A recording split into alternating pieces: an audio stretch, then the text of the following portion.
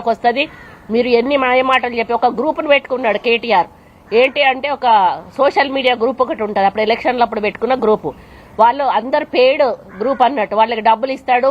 ఎవరి వ్యూవర్స్ ఎక్కువ ఉంటే, ఎవరి పెట్టిన దానికి వ్యూవర్స్ ఎక్కువ ఉంటే వాళ్ళకి డబ్బులు కడతా పోతాడు. వాళ్ళకి అదే పని పొద్దాక ఏముండదు. కాంగ్రెస్ మీద ఏదన్నా ఉంటే మొన్న మరీ దారుణంగా అసెంబ్లీలో సీతక్క మీద, ప్రభాకర్ గారి మీద, పొన్నం ప్రభాకర్ మీరు చూసే ఉంటారు. అది ఎంత దారుణమైన సంఘటన అంటే ఇహ తమ పర భేదాలు అనేటివి మొత్తానికి మర్చిపోయి అసలు దిగజారిపోయి వాళ్ళు ఏం చేస్తున్నారో వాళ్ళకి అర్థం కానటువంటి పరిస్థితుల్లో ఈరోజు పోస్టులు పెడుతున్నారు, ట్రోల్స్ చేస్తున్నారు. అయినా కూడా ప్రజలు గమనిస్తా ఉన్నారు. మీరు ఎన్ని ట్రోల్స్ చేసినా కూడా మిమ్మల్ని ఆల్రెడీ త్యజించారు ప్రజలు. కనీసం ఇప్పటికైనా ఒళ్ళు దగ్గర పెట్టుకుని ప్రధాన ప్రతిపక్షంగా మీ బాధ్యత నిర్వహించండి. మీ సలహాలు సూచనలు ఇవ్వండి. ప్రభుత్వాన్ని ముందుకు తీసుకుపోవడానికి, ప్రజల సంక్షేమం అభివృద్ధి ముందుకు తీసుకుపోవడానికి మీరు మాతో సహకరించి ముందుకు రండి అని కోరుతా ఉన్నాను. అంతేగాని ఏ ఆధారం లేకుండా ఇటువంటి పిచ్చి పిచ్చి అభియోగాలు చేస్తే మాత్రం బాగుండదని చెప్పి మళ్ళీ ఒకసారి కేటీఆర్ ని హెచ్చరిస్తూ, టీఆర్ఎస్ పార్టీ నాయకులందరినీ కూడా హెచ్చరిస్తూ మరి తెలంగాణ ప్రజలు దీన్ని గమనించాలని కోరుకుంటూ సెలవు తీసుకుంటాం.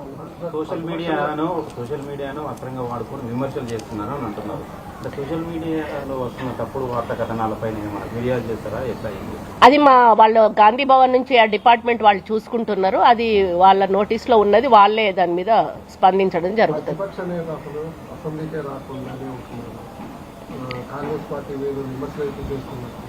అదే కదా, వాళ్ళకి రెస్పాన్సిబిలిటీ ఉన్న వాళ్ళైతే లోపలికి వచ్చి మాట్లాడాలి. లోపల మాట్లాడకుండా బయట పోయి మాట్లాడడం ఏంటి?